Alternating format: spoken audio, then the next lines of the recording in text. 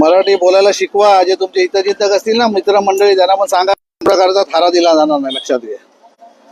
त्यामुळे मराठी माणसाने आता सतर्क राहायला पाहिजे. आपले जे जे सहकारी असतील त्यांना मराठी बोलण्याचं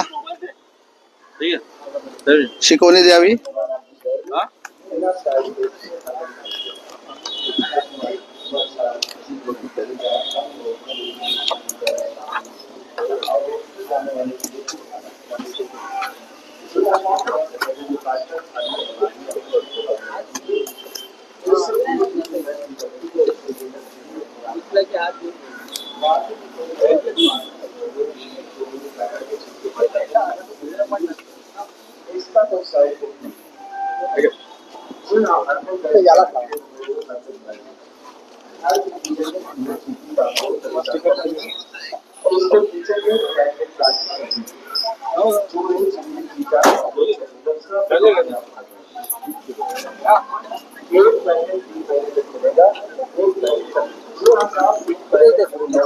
सामने से नीचे रहेगा तो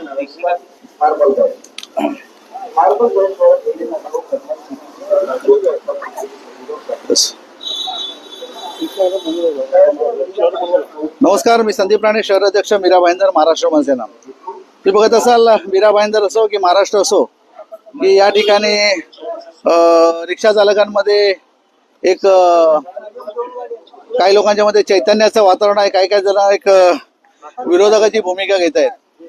मीरा भाईंदर मध्ये आणि महाराष्ट्रामध्ये महाराष्ट्र सरकारने एक फरमान जारी केला की मराठी शिकायला पाहिजे. मराठी ज्यांना येणार नाही त्याच्यावर कारवाई केली जाईल. तर मला तुमच्या माध्यमातून एवढं सांगायचं आहे, आणि काही रिक्षा चालक आणि काही समाजकंटक लोक मराठी संस्कृतीच्या विरोधात मोर्चा काढणार असं ऐकण्यात आलंय. तर मला त्यांना आवाहन करतो मी, जर मराठी संस्कृतीच्या विरोधात तुम्ही जर आवाज उचलला आणि मोर्चा काढण्याचा प्रयत्न केलात तर तुम्हाला तसंच्या तसं उत्तर दिलं जाईल.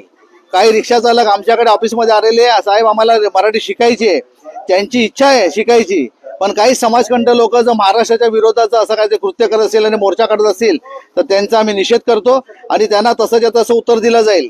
या ठिकाणी सर्व महाराष्ट्र सैनिकांना व आम्ही रिक्षा चालक जे असतील महाराष्ट्राच्या हिताचे, त्यांना मी सांगतो, जे जे मोर्चामध्ये सामील होतील त्यांचं नाव आणि त्यांचे गाडी नंबर आम्हाला द्या. त्यांच्या विरोधात कठोर कारवाई केली जाईल. हे पण तुम्हाला मी सांगतो. आमच्या कार्यालयामध्ये येतात लोक की आम्हाला शिकायचंय. दुसऱ्या बाजूने आपला स्वतःचा TRP वाढवण्यासाठी जर कुठल्या रिक्षा चालकांना दिशाभूल करत असेल तर त्यांच्यावर कठोर कारवाई करण्यात येईल. ज्या लोकांनी तुम्हाला फसवलं असेल त्यांच्या विरोधात गुन्हा दाखल करा. महाराष्ट्र सरकार बरोबर सामील व्हा, लक्षात घ्या. त्यामुळे कुठेतरी मोर्चा काढून जर तुम्ही डाग लावण्याचं काम महाराष्ट्राला करत असाल, महाराष्ट्राच्या विरोधात जर तुम्ही करत असाल तर तुमची महाराष्ट्रीयन आणि मराठी माणसाची गाठ आहे, लक्षात ठेवा. तुम्ही सांगतो म्हणून सर्व रिक्षा चालकांना विनंती करतोय, जे या मोर्चामध्ये सामील होतील त्यांचं नाव आणि अतापता आम्हाला देण्यात यावा, जेणेकरून आम्ही त्याच्या कठोर कारवाई करू. आणि जे महाराष्ट्राच्या हितामध्ये, जे कुठल्या परप्रांतीय जरी असतील आणि मराठीच्या हितामध्ये जर असतील, त्यांनी स्वतःची बाजू आपली सेफ करावी, जेणेकरून तुमच्याबद्दल कुठेतरी वाकड्या नजरेने कोण बघणार नाही. मराठी शिकायची आपली इच्छा. आम्ही या ठिकाणी सर्व रिक्षा चालकांना आता स्टिकर लावलेले आहेत गाडीवर. असे स्टिकर आपल्या गाडीवर लावून घ्या, जेणेकरून आपण मराठी शिकायची आपली इच्छा आहे, आपली महाराष्ट्राबद्दल चांगली आपुलकी आहे, आपली संस्कृती जपण्याचं आपण काम करत आहात हे सिद्ध होईल, लक्षात घ्या. त्यामुळे कुठल्याही रिक्षा चालकांनी दिशाभूल होऊ नये. आणि हे जे समाजकंटक लोक आहे, जे मोर्चाच्या बाजूने आम्ही मोर्चा काढू हे काढू, त्याच्यामध्ये सामील होऊ नका, ही तुम्हाला मी एक विनंती करतोय. एक युनियन लीडर म्हणून तुम्हाला विनंती करतोय. तुर्तास थांबतो. जय हिंद, जय महाराष्ट्र. धन्यवाद. बोला. काय सांगा, तुमच्या रिक्षाला स्टिकर लावलेला आहे, काय सांगा? खूप आनंदाची गोष्ट आहे. महाराष्ट्र सरकारने महाराष्ट्राच्या हिताचा आणि मराठी भाषेचा खूप चांगला निर्णय घेतलेला आहे. सर्व रिक्षा चालकांचा त्यांना पाठिंबा आहे.